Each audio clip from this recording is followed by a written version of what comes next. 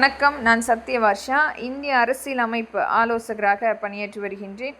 கடந்த 5 வருடத்தினுடைய வனவாசம் முடிந்து ஒரு விடுதலை சுவாசம் சுவாசித்து கொண்டிருக்கின்றார்கள். வாழ்த்துக்கள் மக்களை. இனி வரும் காலங்களில் ஆட்சி அமைப்பு என்பது பெண்களுடைய பாதுகாப்பு, குழந்தைகளுடைய பாதுகாப்பு நிர்ணயம் செய்யப்படும். மக்கள் கேட்கும் ஒரே இன்றைக்கு எதிர்பார்க்கக்கூடிய ஆட்சி அமைப்பு என்பது அனைத்து இந்திய அண்ணா திராவிட முன்னேற்ற கழகத்தின் ஆட்சி வேண்டும் என்று தன்னிச்சையாக ஒவ்வொருவருமே பதிவு செய்து கொண்டிருக்கின்றார்கள் எழுச்சியாக.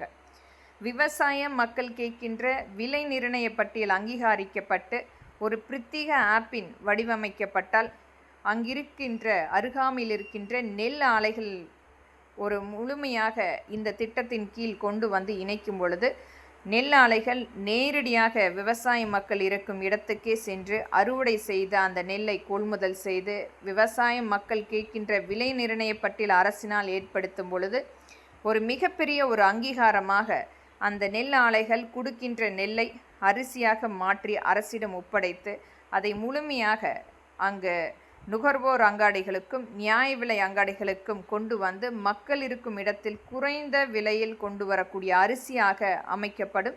இதற்குரிய ஒரு பிரத்யேக ஆப் வடிவமைக்கப்பட்டு அரசை ஏற்படுத்த வேண்டும். இதனால் அரசாங்கத்துக்கு ஒரு முழுமையான வருமானம் ஏற்படுத்தப்படும். இது மக்களுக்கு ஒரு குறைந்த விலையில் கொண்டு வரக்கூடிய ஒரு நியாயமான ஒரு திட்டமாகும். விவசாய மக்கள் கேட்கின்ற விலை நிர்ணய பட்டியல் அவர்களுக்கு ஒரு அங்கீகாரமாக இருக்கும்.